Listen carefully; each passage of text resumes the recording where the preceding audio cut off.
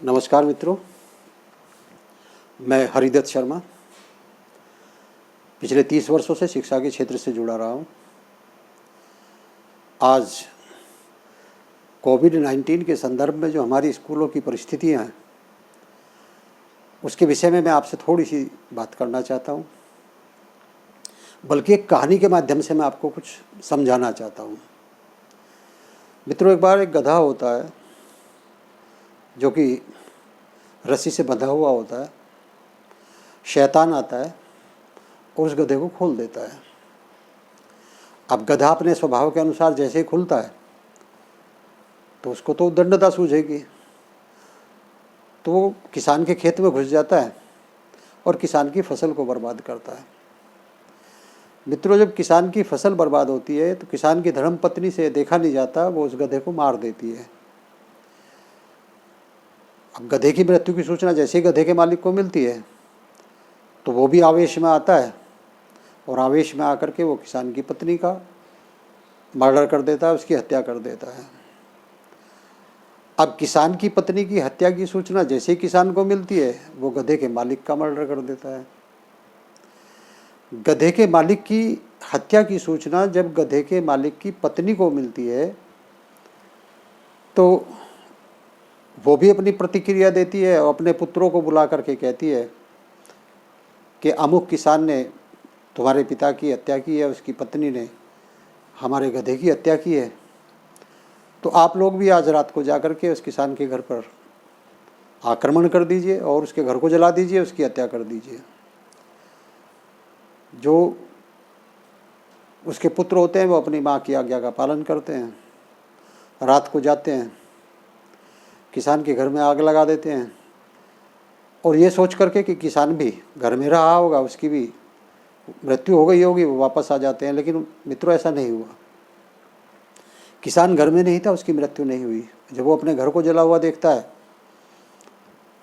तो वो फिर क्रोधित होकर के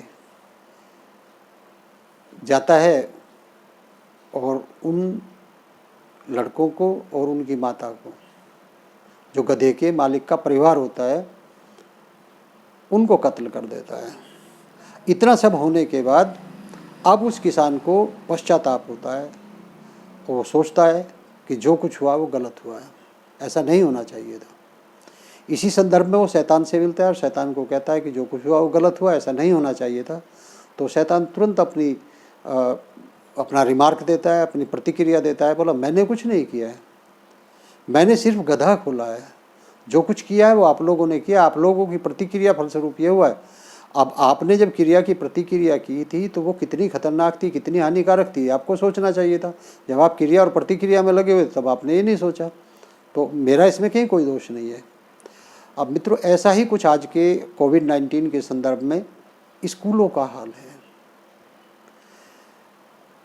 मित्रों, ये समय अपने आप में एक विचित्र समय है। पहले कभी इतिहास ने इस तरह का समय नहीं देखा।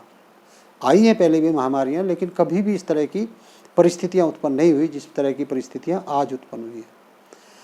हमारे समाज में बहुत सारे शैतान हैं जिनका काम सिर्फ यही होता है कि वो गधे को खोल देते हैं, और गधा खोलने का परिणाम क्या हुआ, यही कुछ आज हो रखा है।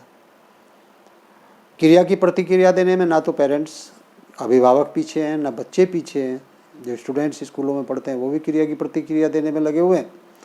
अध्यापक भी इसमें शामिल हो गए हैं और कहीं ना कहीं जो हमारी स्कूल की प्रबंध समिति हैं वे भी कहीं ना कहीं इसमें इन्वॉल्व हैं।